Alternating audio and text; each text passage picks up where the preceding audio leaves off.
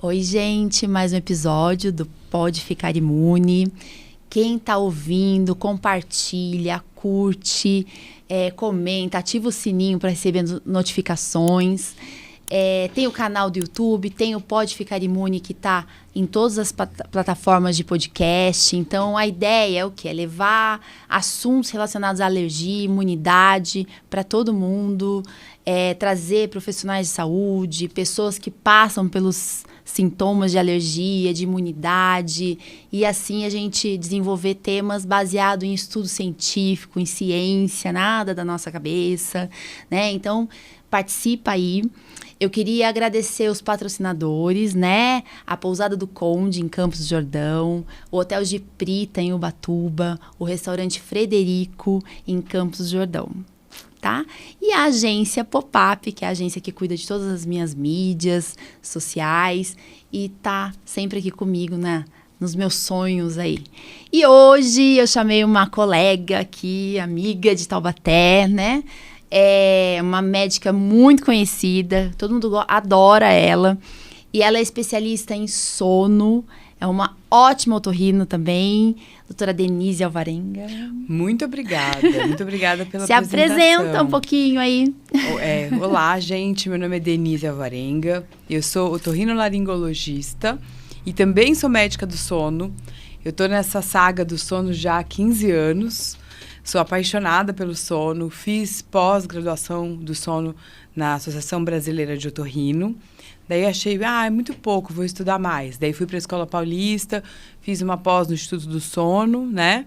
Depois continuei, depois fiz o título de especialista em sono, que é uma certificação que a gente consegue depois de cumprir várias horas de uma residência quase de novo de sono.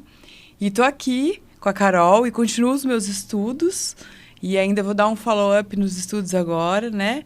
Com um grupo, não sei, a gente vai para qual caminho que eu vou ainda. Não sei se eu vou para um grupo de estudos, mas a gente vai ter o terceiro timing agora, né? Ai, corajosa. Depois dos 45 a gente vai indo, né, Carol? A gente não para de estudar. Não para, né? A gente acha que vai parar, mas a gente tá sempre ali, né? Fazendo curso, congresso, e daí a gente fala, não, acho que eu tenho que estudar mais essa área. A gente né? gosta. Em todas as áreas. Eu também aqui com podcast, né? É uma ideia que surgiu assim, porque eu falei, nossa, preciso ter um canal, acho que falta um canal, algum lugar que as pessoas procurem, né? No YouTube também, sobre alergia, uns temas que mais voltado para a pessoa entender, médicos recém-formados, ou então médicos formados há muito tempo, pessoal da área da saúde também, que não tem muito contato com isso, mas quer ouvir a gente conversando sobre esses assuntos para poder entender melhor o paciente. É muita informação, né? Boa, né? De isso, qualidade. E a gente fica perdido, né? Onde procurar. Então, a ideia foi essa e muito legal. Aqui. E daí, desde que eu comecei o podcast, a Denise sempre fala assim, eu quero ir lá falar de sono, vamos falar de sono e imunidade. Eu acho que eu precisava vir aqui, né? Eu acho que é uma coisa de utilidade pública, né? Eu acho que eu precisava vir aqui, Carol. Porque eu sempre falei pra Carol, meu sonho era que todo mundo colocasse uma plaquinha nos lugares de vacinação, assim, perguntando, você dormiu bem ontem? Você vai dormir bem nas próximas noites? Porque, assim, se a gente não dorme bem, a gente não produz os anticorpos e a gente não consegue ter uma titulação boa de vacina. Então, existem vários trabalhos científicos falando disso. Então, a gente fica assustada. E hoje em dia, com o advento da internet, do celular, de 20 anos para cá que aconteceu, as pessoas esquecem de dormir, né? A gente dorme, assim, antes de dormir, todo mundo olha no celular e isso deixa a gente mais acordado, não é isso? Que eu já aprendi, porque eu também tenho problema de dormir, gente. Sim. Então... A gente olha que horas são, a gente dá uma checadinha no WhatsApp, a gente vê o Facebook, vê o Instagram, a gente checa a rede social e não desconecta, né? Isso. Assim, e o grande segredo de uma boa noite de sono, a gente fala na higiene do sono, nas consultas, o grande segredo é esse vilão que é o celular ser colocado de lado 1 hora antes da hora de dormir, 40 minutos que seja. Olha. Vai ser fazer uma limpeza, fazer realmente a higiene do sono. Começa aí. Eu acho que assim, o celular é um grande vilão do sono hoje em dia. Porque ele é pequenininho, ele é portátil, ele tá sempre com a gente. Tem tudo ali, né? E a né? gente dorme e ele é nosso despertador. É. Na década de 70, de 80, a gente usava despertador, até 90, né? A gente comprava um reloginho que fazia até barulhinho, trocava a pilha, colocava do lado da cama, né? Isso mesmo. E a gente acordava com aquilo. Hoje em dia a gente acorda com o celular, dorme com o celular. E o celular serve de luz para você acordar e guiar você até o banheiro ou algum lugar que você vai acordar e vai durante a noite e voltar, né? É isso mesmo. E nessa... E você vai mexer para ver horas, você já acaba vendo mensagem. Na retina, né? Daí você já começa, o pensamento não para, você não descansa. Daí você vê aquelas notificações, nossa, me mandaram uma mensagem. Daí a sua cabeça já vai voando longe, entendeu? Então ele é um grande vilão do sono. Então a gente tem que ter um treinamento. A gente faz isso, né? Nas minhas consultas de sono, a gente tem uma associação com terapia cognitivo-comportamental para a pessoa conseguir dormir. Olha. Porque as pessoas hoje em dia têm que reaprender a dormir. A maioria das pessoas chegam lá no consultório e falam assim, eu queria um remedinho para dormir. Não é por aí. Tá. Não é por aí, você tem que reaprender. Isso, daí o que faz? Tipo, vai lá com você, tipo, tem dúvida, Como não tô dormindo. Dormir? Não sei, conta Então, aí como é essa história. O paciente chega numa consulta. Né? Na medicina do sono, eu acho que o grande tratamento para insônia, hoje em dia, que é o tratamento que é consolidado como longo termo, duração e efetividade, o melhor que tem é a terapia cognitivo-comportamental para a insônia. Então, são pessoas que são treinadas para tratar essas pessoas e essas pessoas reaprenderem a dormir. Então, exige um comprometimento do indivíduo que quer dormir bem, que quer reaprender a dormir sem remédio, sem outras coisas. E isso daí a gente faz durante algumas sessões. A princípio, eu calculo umas 4, 5 sessões para a gente começar.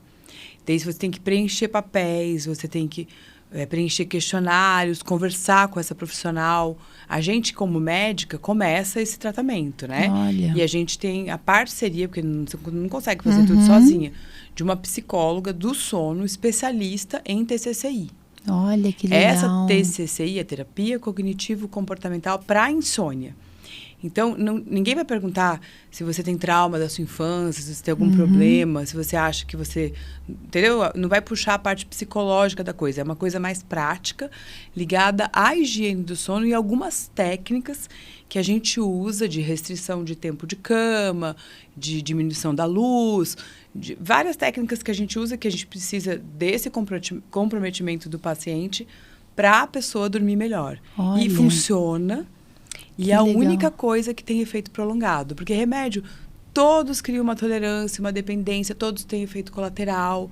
Alguns podem auxiliar. No começo, às vezes, a gente precisa de entrar com remédio, até a pessoa entender que não é por aí o caminho dela, ou ela querer realmente se comprometer a fazer a terapia cognitivo-comportamental para a insônia. Nossa, muito legal. E daí você, antes de a gente começar, você estava falando, né? Que é muito importante, você já falou um pouquinho aí, você falou de um estudo científico que eles viram que o tempo que a gente dorme bem dias antes de tomar uma vacina, o tempo de sono, né?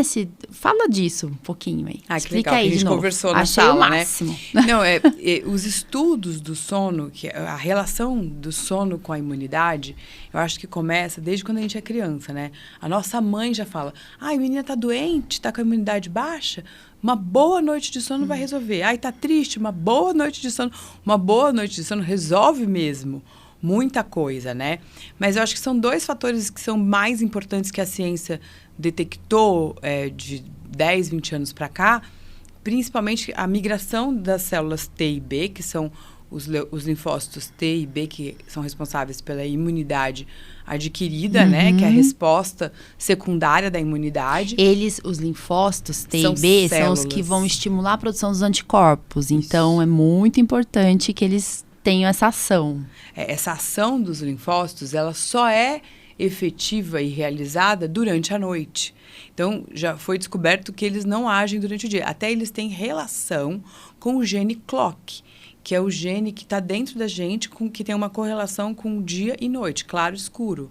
É um gene que está correlacionado com isso e com a migração desses e margeamento desses linfócitos T e B também. Tem coisa além disso. Então, a gente tem que se atentar a isso, que é uma descoberta da ciência da medicina do sono que trouxe a medicina do sono junto com a imunidade, né, com a alergologia e imunologia, né?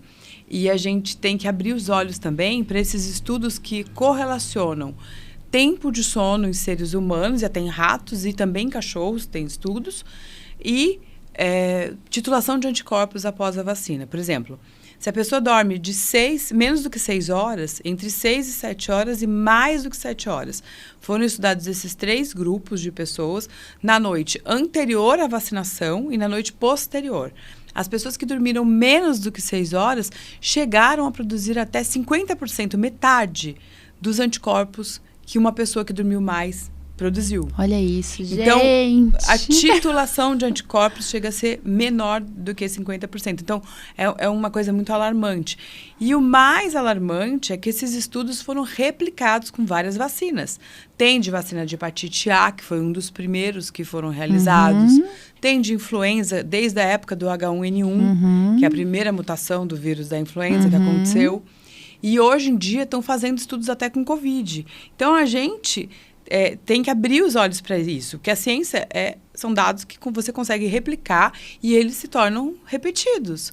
Então, tem sido provado cada vez mais que o tempo de sono, antes da vacinação e depois, ele é efetivo na produção de anticorpos. Nossa, muito legal. E que menos do que 6 horas não funciona.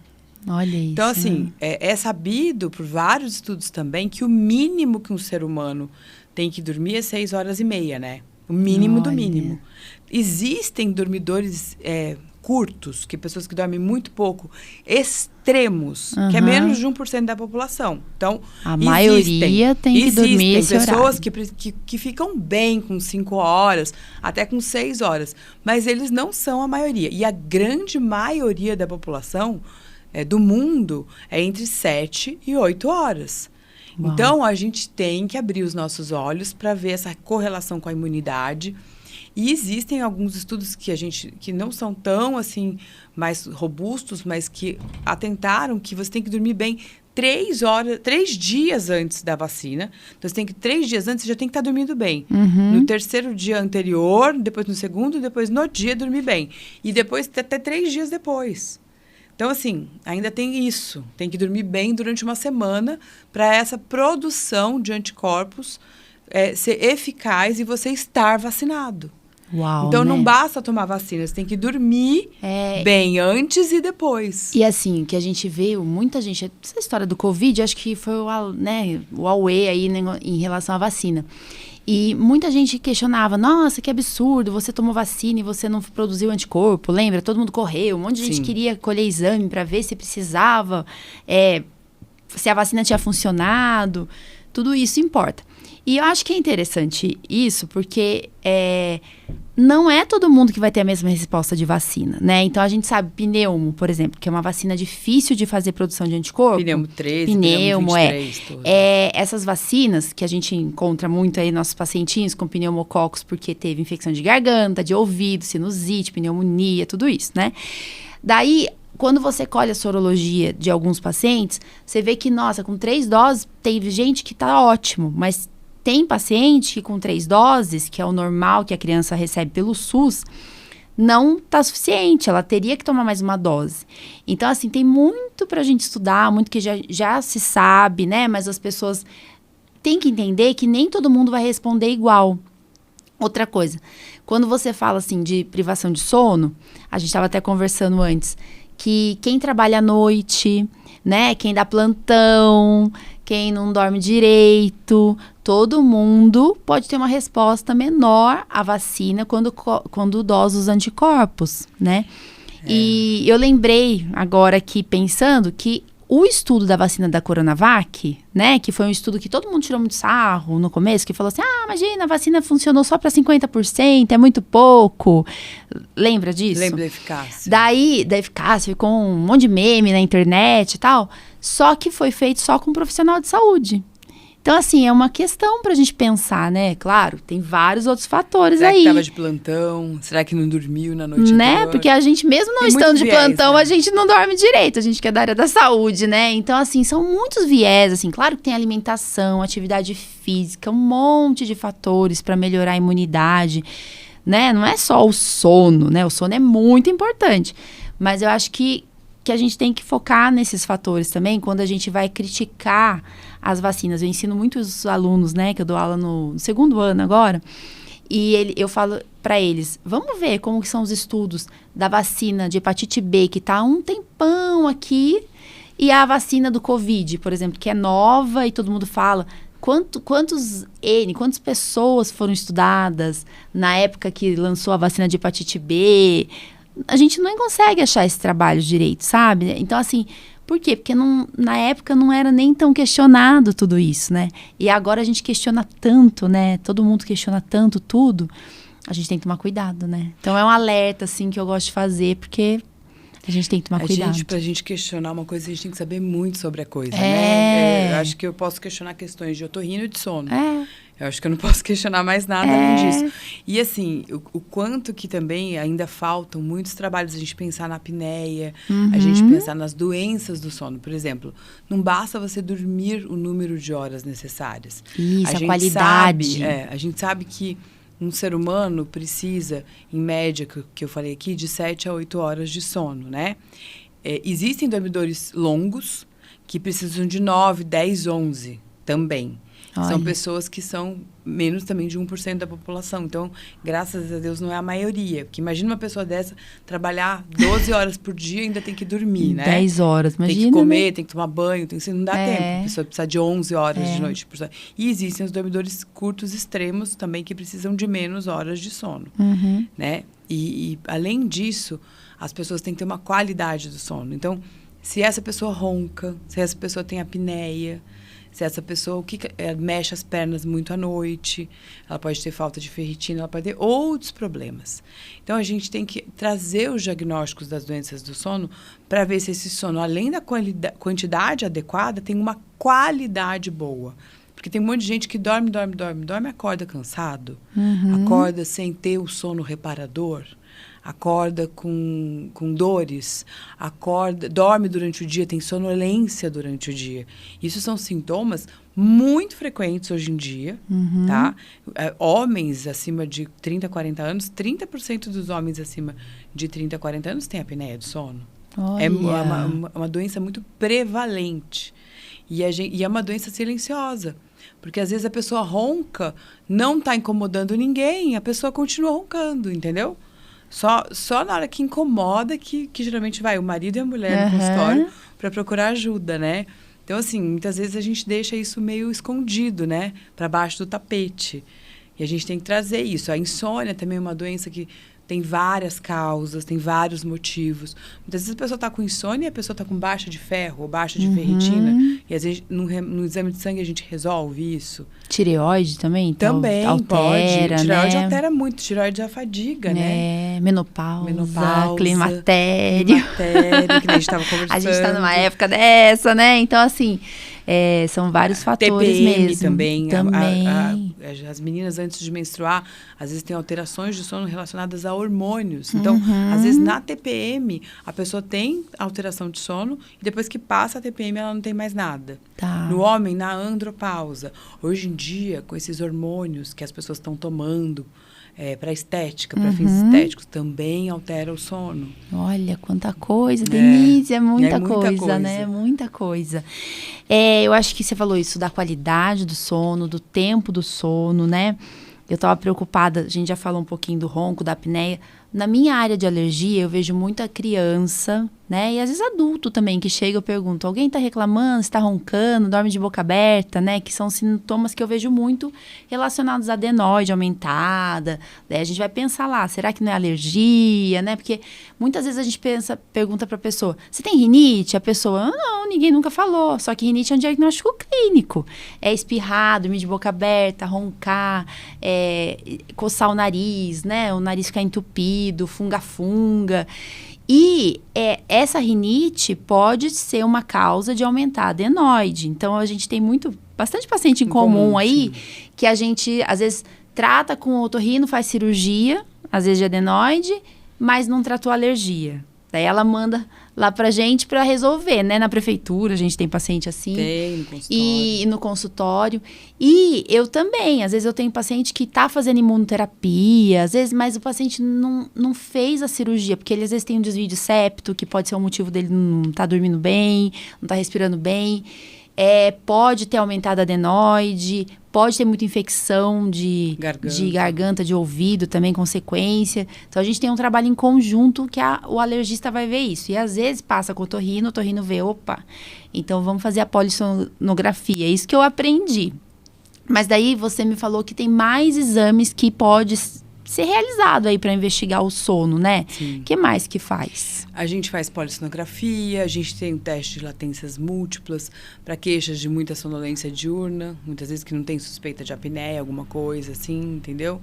A gente faz actigrafia, que é um exame que a gente, usa um Apple Watch, um reloginho, durante os 15 dias, ele tem um acelerômetro, um giroscópio e ele tem um termômetro dentro. Olha! Que a gente mede a variação de temperatura corpórea. É muito interessante. Nossa! Tem o diário de sono, tem os questionários. A gente tem bastante coisa diferente. Porque, assim, o CIDS-3 de psiquiatria se desmembrou da medicina do sono. Então, a gente tem vários diagnósticos. Tem doença periódica de pernas, movimento periódico de pernas, movimento periódico de braços, isso pode ser patológico ou não, pernas inquietas, apneia do sono, ronco. Muitas vezes a pessoa ronca e não tem apneia, tá? O ronco é uma doença que o ronco primário também tem que ser tratado, é um estreitamento da via aérea. Né? A insônia, os tipos de insônia de iniciação, de manutenção, a insônia relacionada à menopausa, a insônia relacionada ao puerpério também. Olha, tem. Quanta Na gravidez, coisa, né? gente. Na gravidez, a mulher grávida tem muito problema de sono.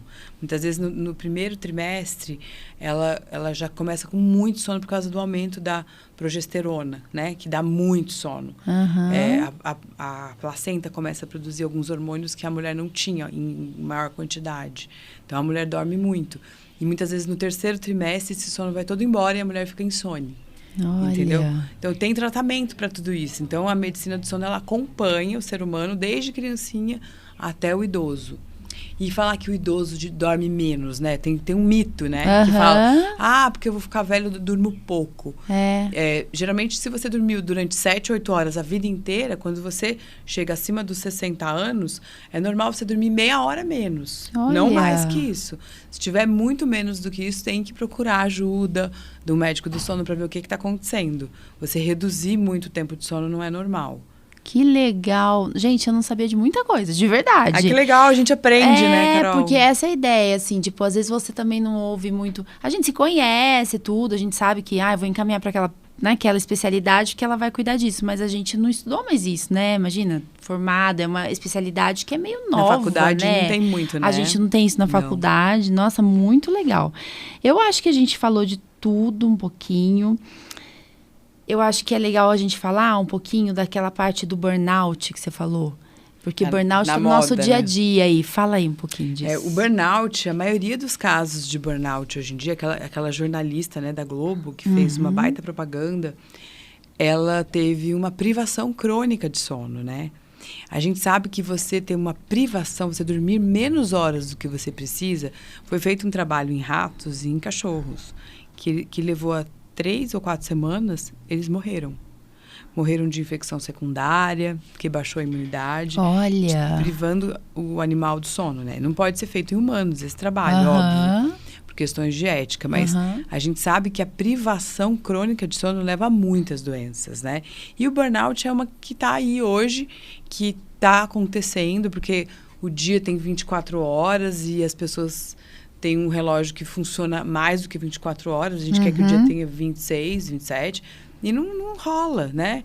Não tem jeito, Carol. Então, a gente tem que aprender a regular o nosso relógio interno com o relógio externo, tá?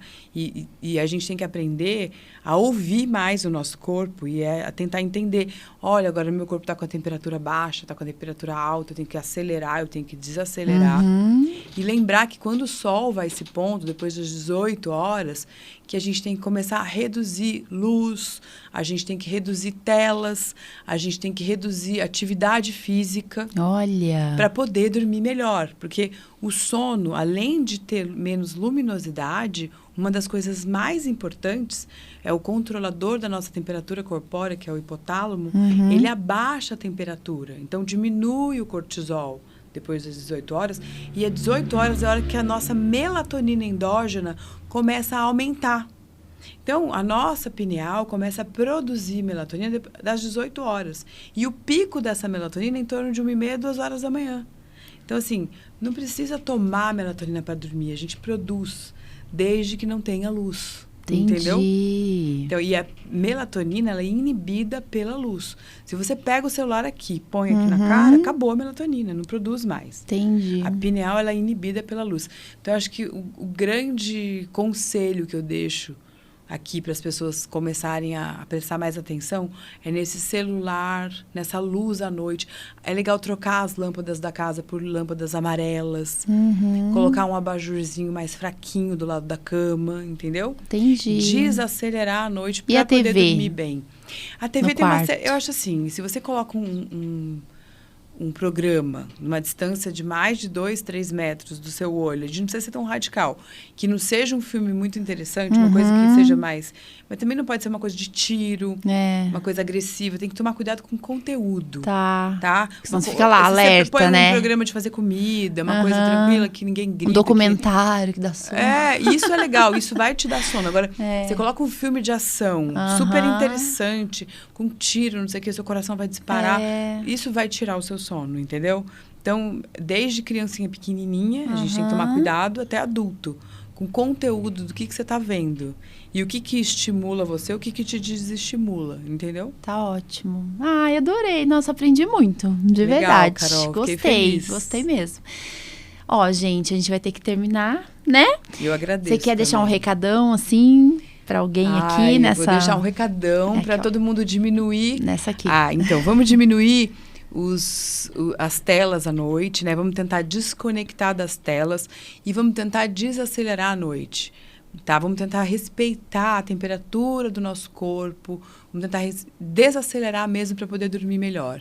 E lembrar que dormir bem é mais saúde, é mais imunidade e com certeza todo mundo vai ser mais feliz. Isso mesmo.